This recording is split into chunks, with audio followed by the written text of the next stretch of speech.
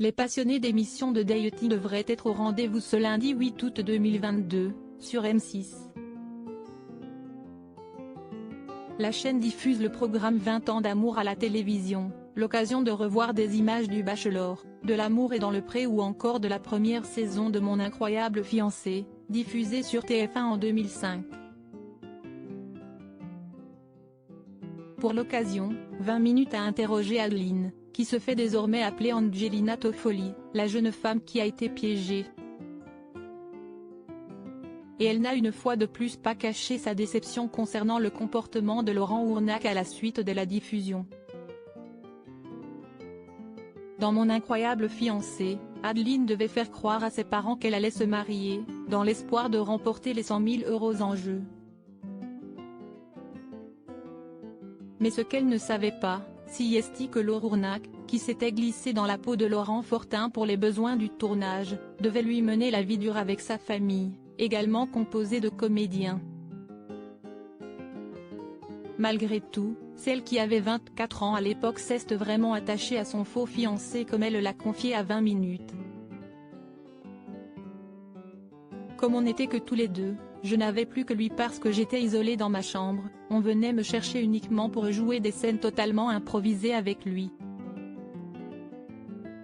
J'avais été coupée de tout bien avant le tournage, je ne côtoyais plus que Laure donc il y a eu vraiment un attachement fort. Point. On était deux dans ce mensonge-là, ça devenait un allié. Je me suis attachée en tant qu'allié et qu'être humain parce que je l'appréciais, s'est-elle souvenue. Il coupait les ponts au fur et à mesure. Adeline et Laurent Ournac se sont ainsi vus plusieurs fois avant la diffusion de Mon incroyable fiancé en février 2005 et étaient très proches.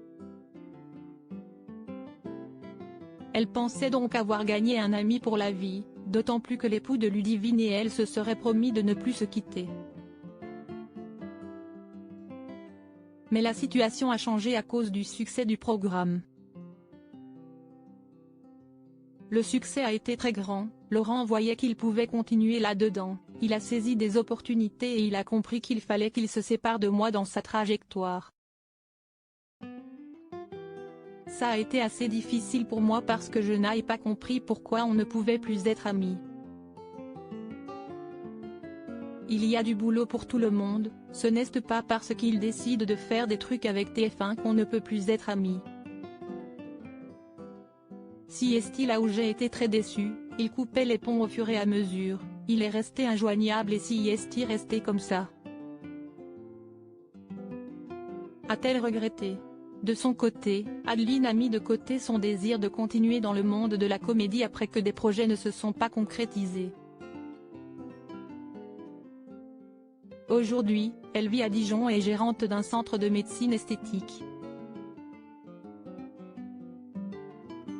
On fait du lifting non chirurgical, du raffermissement, de la réparation de cicatrices, a-t-elle précisé.